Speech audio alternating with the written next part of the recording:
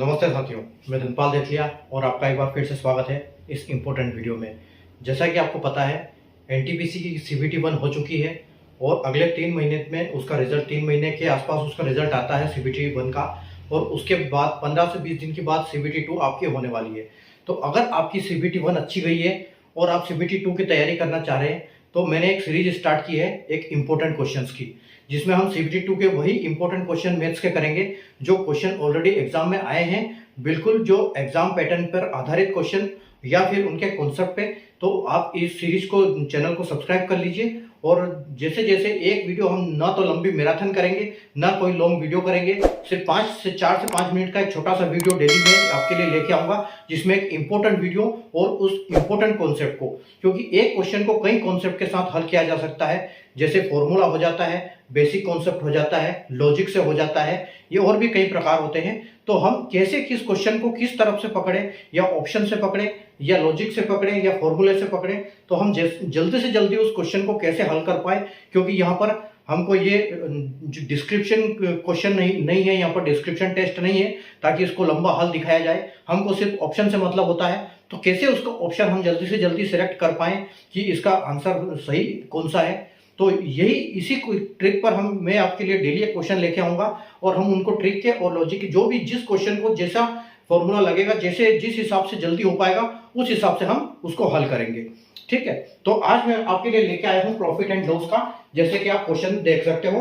और इस क्वेश्चन को मैं इंग्लिश और हिंदी दोनों लैंग्वेज में आपके साथ लेके आऊंगा, ताकि अगर कोई हिंदी का बच्चा है तो वो अच्छे से समझ पाए, अगर वो इंग्लिश का बच्चा है तो भी वो अच्छे से समझ पाए। ठीक है, आइए हम आज का क्वेश्चन करते हैं। तो चैनल को सब्सक्राइब कर लीजिए, बेल आइकन को ऑल पर प्रेस कर लीजिए, ताकि आपके डेली की जो क्वेश्चन आएंगे आपको उनका नोटिफिकेशन मिलता रहे। ठीक है, क्वेश्चन देखते हैं। क्वेश्चन क्या है कि ए trader gives 10% discount on the mark price of an article and gives 4 articles free for buying 15 articles and gain 35% in the entire transaction. Assuming a customer pay for 15 articles, the mark price of an article is what % more than its cost price. ठीक है, उम्मीद है question आपको समझ में आया होगा। हिंदी में बात कर लेते हैं हम कि एक व्यापारी किसी वस्तु की अंकित मूल्य पर 10% की छूट देता है और 15 वस्तुएं खरीदने पर 4 वस्तुएं मुफ्त में देता है। यदि उसे संपूर्ण लेनदेन में 35% का लाभ होता है तो वस्तु का अंकित मूल्य लागत मूल्य से कितना प्रतिशत अधिक है। ठीक है, क्वेश्चन को समझना। एक व्यापारी है जो 10% डिस्काउंट देता है किसके ऊपर, एमआरपी के ऊपर। ठीक है, यानी कि अंकित मूल्य के ऊपर 10% का डिस्काउंट देता है, और आप जैसे कि एक 10% की छूट सीधी सीधी देता है, उसके बाद एक 15 आर्टिकल्स के ऊपर 4 आर्टिकल फ्री भी देता है। ठीक है, यानी कि ये इसको हम बोल सकते हैं कि ये सक्सेसिव डिस्काउंट है, यानी एक के बाद एक डिस्काउंट। ठीक है, और सक्सेसिव डिस्काउंट है, उसके बाद उसको 35% का लाभ होता है। ठीक है, उसके 2 क्रमागत छूट।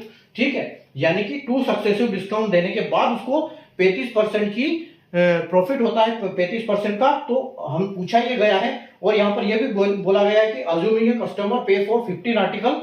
ठीक है, यानी कि वो जो कस्टमर है वो 15 आर्टिकल ही खरीद रहा है, 15 आर्टिकल के पैसे दे रहा है मतलब। ठीक है, तो उसके बाद पूछा गया है कि जो कॉस्ट प्राइस है और उसका जो मार्क प्राइस है, उस मार्क प्राइस कॉस्ट प्राइस से कितना % अधिक, यानी कि कितना प्रतिशत अधिक लगाया गया है उसका अंकित मूल्य उसके क्रय मूल्य से।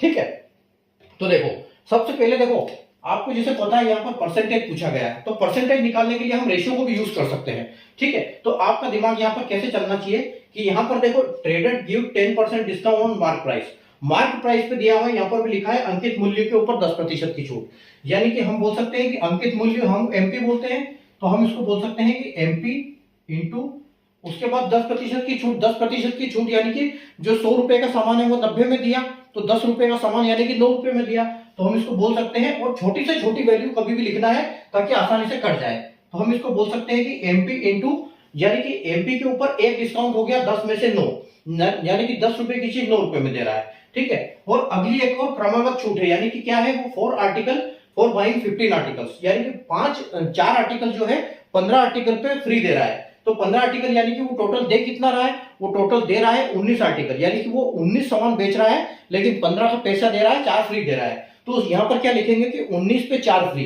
तो 19 पे 4 फ्री यानी कि पैसे कितने का दे रहा है, 15 का। ठीक है, तो 15 पैसे, 15 का पैसा ले रहा है और कितने कितने में से 19 के ऊपर, ठीक है। यानी कि 15 और 4 आपको जोड़ना है, 15 और 4 19, और इसमें 15 का पैसा ले रहा है यानी कि 4 फ्री ले रहा है, उसको छोड़ दो, वो डिस्काउंट हो गया। अब यहाँ एक बराबर का साइन लगा दो, ठीक है। उसके बाद क्या पूछा है, क्वेश्चन में ये पूछा है कि the mark price of an article is what percent more than the cost price, ठीक है। अब यहाँ पर अपने को सीपी ले लो, ठीक है, सीपी ले लो, यानी कि कॉस्ट प्राइस उसका क्रय मूल्य, और कितना अधिक ले रहा है, इसका मतलब वो हम क्या कर सकते हैं, और यहाँ बोला है कि 35% पे 35% उसको लाभ हो रहा है, यानी कि वो 100 रुपए की चीज 135 रुपए में बेच रहा है। तो हम यहाँ लिख सकते हैं कि 135/100, ठीक है। तो ये आपका, बस ये आपको लिखना आ गया, आपका क्वेश्चन बिल्कुल आसानी से सोल्व हो जाएगा, ठीक है। अब इसको जितनी हम छोटी वैल्यू लिखेंगे उसको आसानी से काट सकते हैं, ठीक है। तो अगर हम इस जीरो को इस जीरो से अगर काट देते हम, तो हम हमारे पास यहाँ पर 10 बचेगा, ठीक है। अब देखो यहां पर भी हम काट सकते हैं इसको 15 से 135 को, कितने बार कटेगा ये, 15 से 9 बार कटेगा, ठीक है। 15 9 में 135, ठीक है। उसके बाद देखो यहां पर भी 9 है, तो इस 9 से ये 9 भी कट जाएगा, ठीक है। अब आपके पास बचा क्या है कि 15/19 प्लस CP/10, ठीक है।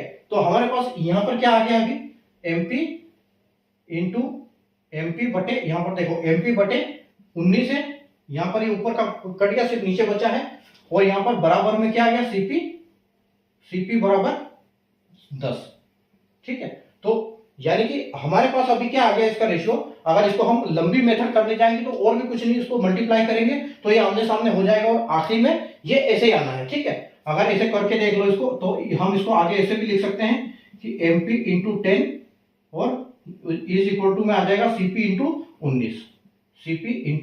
19, तो सीधा सीधा ये जब हम इसको इक्वल टू में करेंगे तो ये क्या होगा, ये इसके साथ आ जाएगा और ये इसके साथ आ जाएगा, तो जो आपका CP है वो क्या हो गया 10 और MP हो गया वो क्या हो गया 19, ठीक है।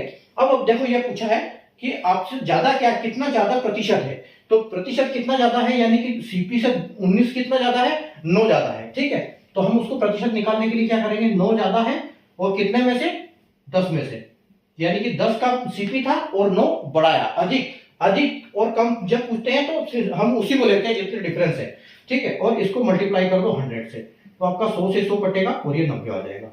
तो यानी कि आपका जो MRP लगा था CP से कितना लगा था, 90%, ठीक है। तो जैसे कि आप ऑप्शन में देख रहे हो, ऑप्शन ए आपका बिल्कुल करेक्ट हो जाएगा, ठीक है। तो इस टाइप के इंपॉर्टेंट कॉन्सेप्ट को सीखने के लिए चैनल को सब्सक्राइब कर लीजिए। डेली एक क्वेश्चन इंपॉर्टेंट जो कि एग्जाम ओरिएंटेड क्वेश्चन होगा वही मैं आपके लिए लेके आऊंगा यहाँ पर, ठीक है। तो चैनल को सब्सक्राइब कर लीजिए, बेल आइकन को ऑल पर प्रेस कर लीजिए, और वीडियो को लाइक और शेयर जरूर कर दीजिएगा, और वीडियो को हाइप करना बिल्कुल ना भूलें।